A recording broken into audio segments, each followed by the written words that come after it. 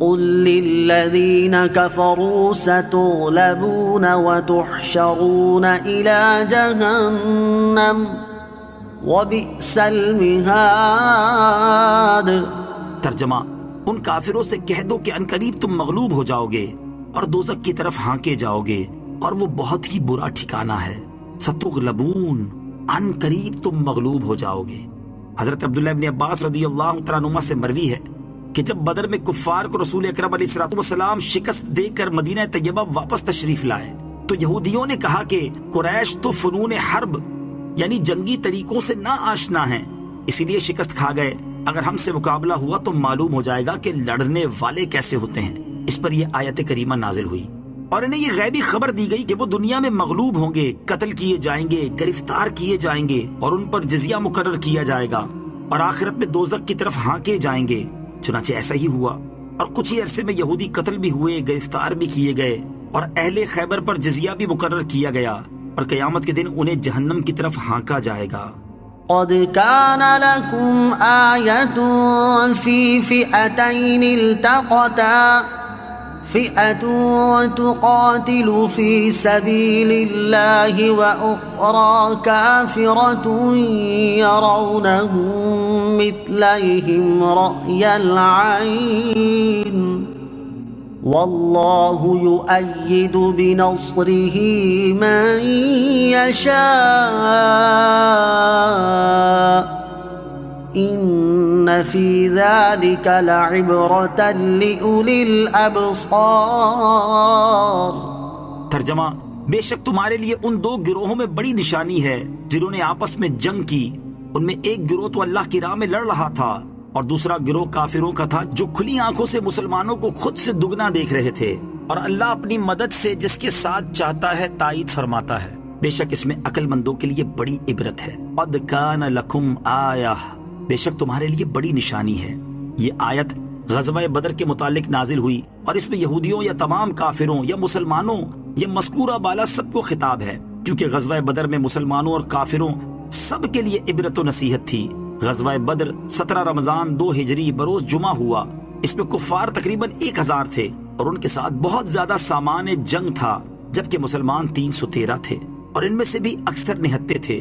مسلمانوں کے پاس 2 گھوڑے، 6 زرہیں، 8 تلواریں اور 70 اونٹ تھے۔ اس کے باوجود مسلمانوں کو کامل فتح ہوئی اور کفار کو شکست فاش، لہٰذا یہ فتح اللہ عز و جل کی نشانیوں میں سے بڑی نشانی ہے۔ یرونہم مثلیہم، وہ انہیں خود سے دگنا دیکھ رہے تھے۔ جنگ بدر میں اللہ تعالیٰ نے مسلمانوں کی کئی اعتبار سے مدد فرمائی۔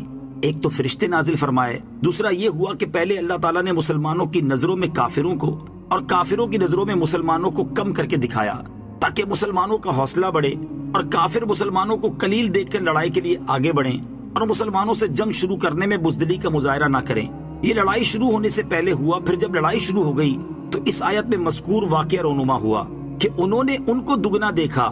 اس جملے کے کئی معنی کیے گئے ہیں۔ نمبر 1، کفار نے مسلمانوں کو خود سے دگنا دیکھا، یعنی مسلمانوں کی تعداد کفار کو 2000 نظر آئی۔ نمبر 2، کفار نے مسلمانوں کی تعداد سے دگنا دیکھا، یعنی مسلمانوں کی تعداد انہیں 626 نظر آئی، حالانکہ وہ 313 تھے۔ نمبر 3، مسلمانوں نے کفار کو خود سے دگنا دیکھا، یعنی مسلمانوں کو کفار کی تعداد 626 نظر آئی، حالانکہ وہ 1000 تھے۔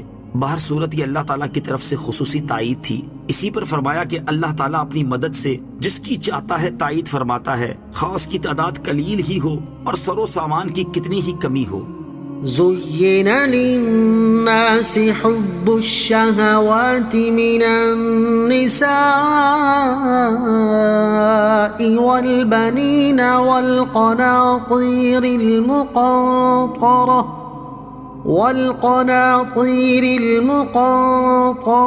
من الذهب والفضة والخيل المسومة والأنعام والحرث ذلك متاع الحياة الدنيا والله عنده حسن المآب۔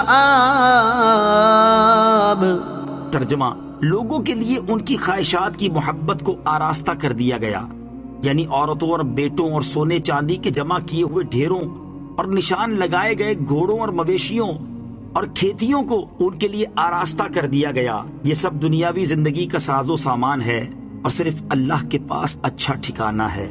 زُيِّنَ لِلنَّاسِ حُبُّ الشَّهَوَاتِ، لوگوں کے لیے ان کی خواہشات کی محبت کو آراستہ کر دیا گیا، لوگوں کے لیے من پسند چیزوں کی محبت کو خوشنما بنا دیا گیا۔